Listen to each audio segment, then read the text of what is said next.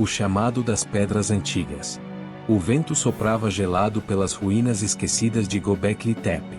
No silêncio da madrugada, as pedras esculpidas há mais de 12.000 anos pareciam sussurrar segredos a quem ousasse ouvi-los. O arqueólogo Ethan Carter deslizou os dedos sobre as gravuras, sentindo um arrepio percorrer sua espinha. Eram símbolos estranhos, mais antigos do que qualquer escrita conhecida, quase como se fossem mensagens deixadas para alguém que ainda não havia chegado. Em outra parte do mundo, na fortaleza inca de Sacsayhuamán, a pesquisadora Mariana Lopes analisava com um scanner 3D as gigantescas pedras encaixadas com precisão inexplicável. Como povos antigos poderiam ter movido blocos de mais de 100 toneladas sem a tecnologia moderna? Enquanto seus equipamentos captavam pequenos vestígios de radiação incomum nas rochas, uma ideia perturbadora tomava forma. E se essas estruturas fossem mais do que simples ruínas? Um padrão começava a surgir.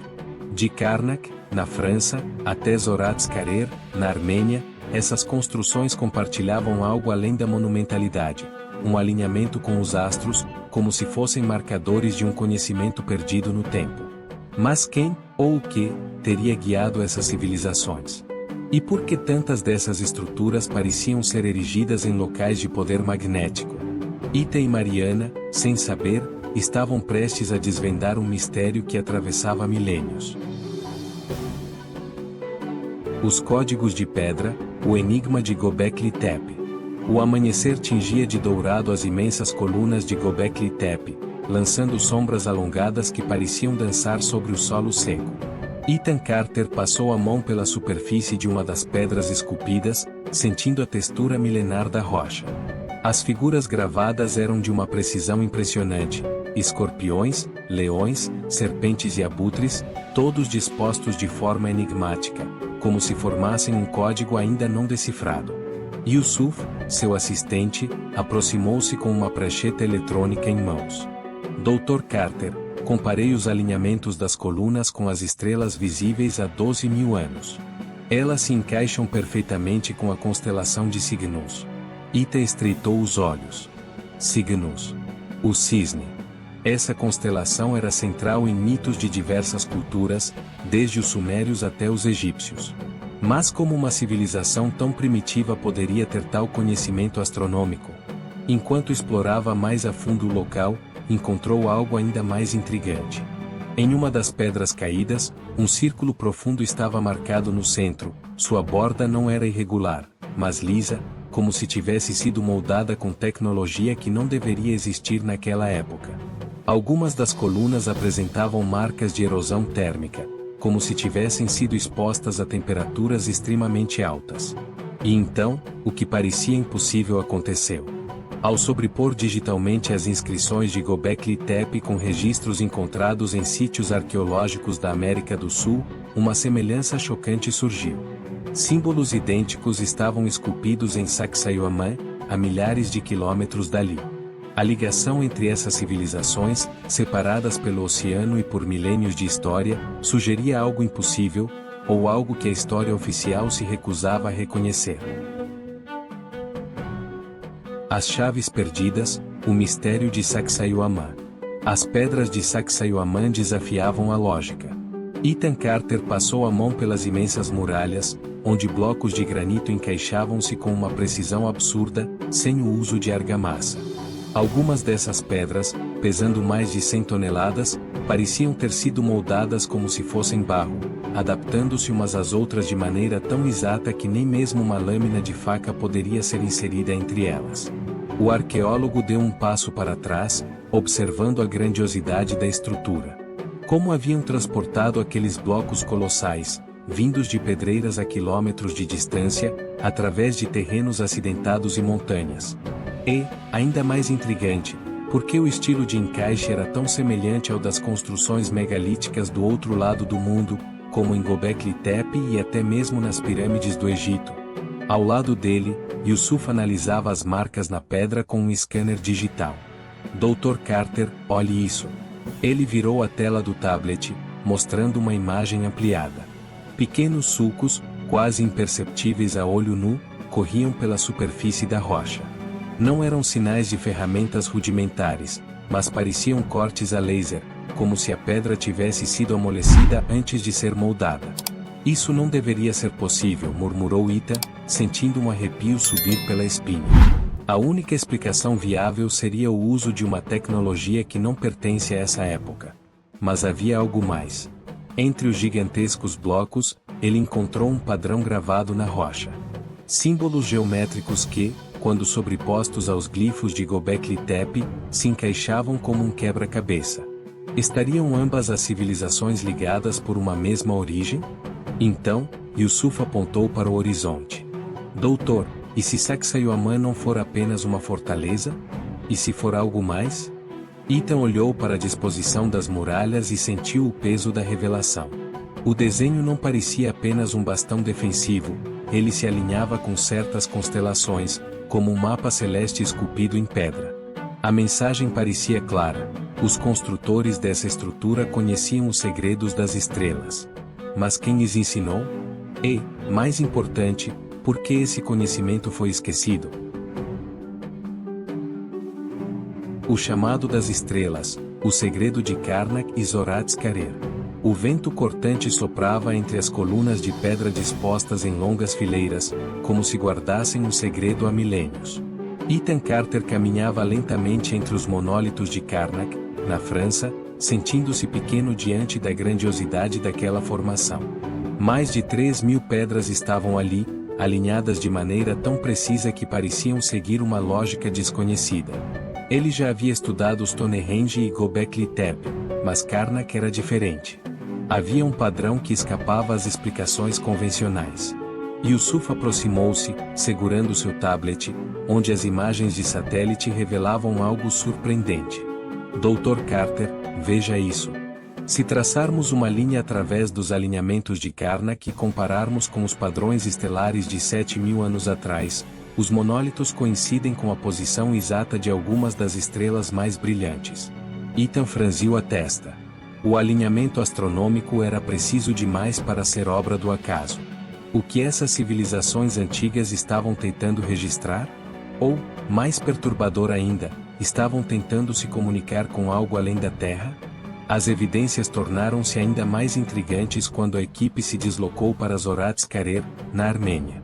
Conhecido como o Stonehenge armênio, esse sítio arqueológico continha pedras perfuradas que pareciam formar uma rede de observatórios rudimentares, apontando diretamente para constelações específicas. Mas havia algo estranho: as perfurações nas pedras eram lisas, como se tivessem sido feitas por ferramentas avançadas, muito além do conhecimento da época.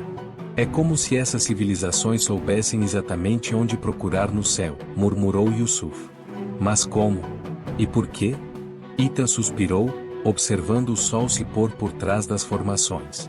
Em algum momento no passado distante, alguém, ou algo, havia guiado essas civilizações, levando-as a erguer esses monumentos com um propósito claro. Mas, se fosse verdade, então isso significava que o conhecimento havia sido perdido, ou ocultado.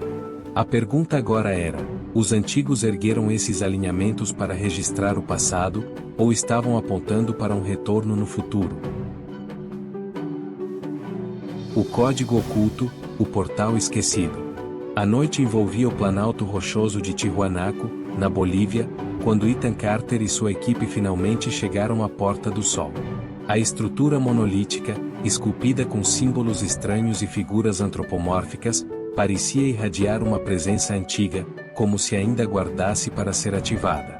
Durante séculos, arqueólogos tentaram decifrar o real propósito daquele portal de pedra, mas as respostas continuavam fugindo ao entendimento convencional.